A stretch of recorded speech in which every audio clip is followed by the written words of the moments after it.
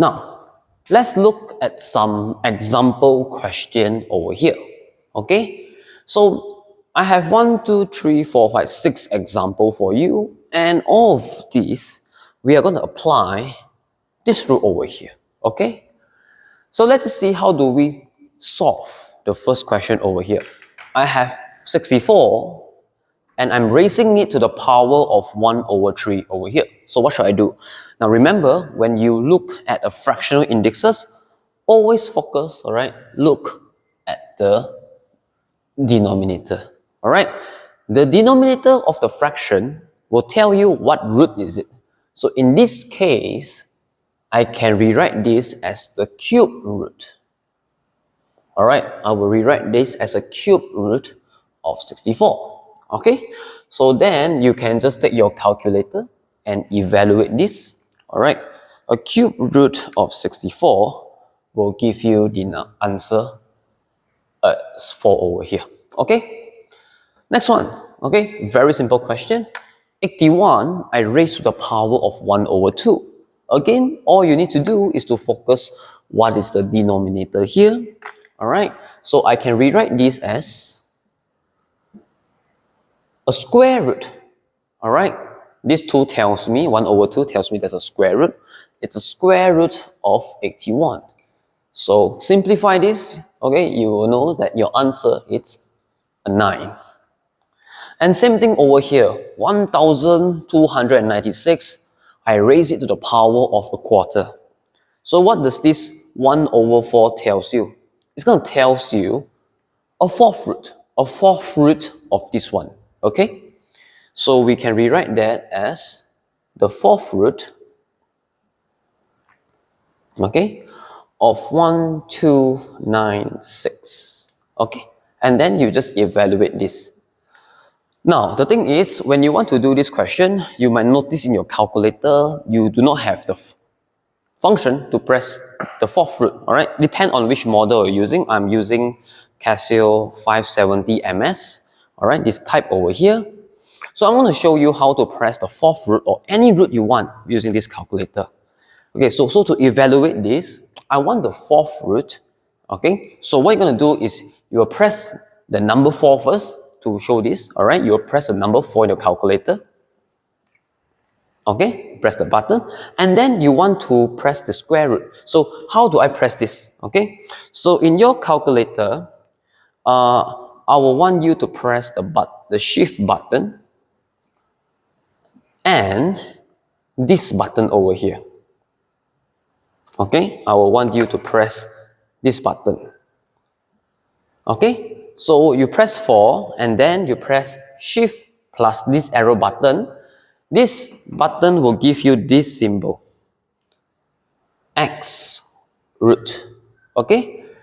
So when you access to this function, this x over here will be represent any number that you want. So in this case, that's why I asked you to put the 4 in front. So this x will represent 4 right now. So when you press this, your calculator should look something like this, 4x square root, okay? This is what should you see in your calculator. All right, and then after that, you just punch in the number 1296, and then you press equal. Okay, that's how you press this function in your calculator. So let me do that very quickly. And once you press in your calculator, so it should show you something like that. Okay, and you press equal, I should get 6. All right. Okay. So that's how we solve this, huh? Okay, so the next 3 questions are very similar, but what's the difference over here? The difference over here is I added a negative sign over here. So what should I do, right? What should I do over here? Now in mathematics, we dislike negative numbers, all right? We always want to find ways to make it positive, all right? There is so we can solve our mathematical problem way much more easier. So what should I do with this negative? Okay, now before you get confused, take a look at the rule that we have learned so far. Have we established an understanding what does negative indices means? All right, it's going to be this rule, right? All right, if I have a negative indices, all right, negative power, I can rewrite this into a fraction. So I should be able to do the same for this as well, right? So what can I do over here? So I will apply my first rule over here. That's a negative indexes. I can rewrite this into a fraction. So how does it look like now? It's going to be 1 over 16 power of half, right?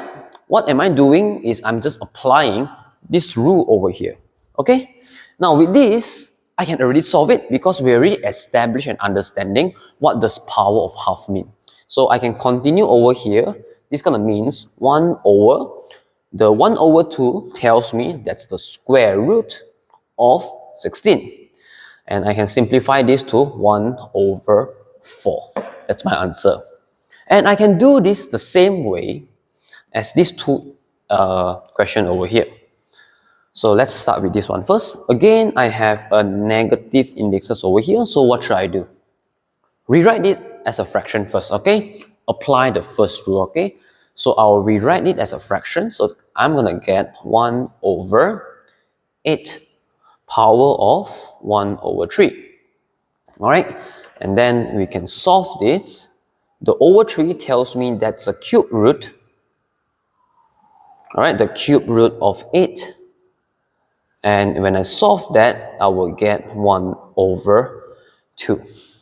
Okay? And finally over here, all right, I can rewrite this as a fraction again. Why? Because there's a negative indexes over here. So I can write this as 1 over the 3, 1, 2, 5 to the power of 1 over 5 here. Okay? I have eliminated the negative, right, just by using the first rule. And then the next thing, we can solve this. So this is going to be 1 over the fifth root of 3125.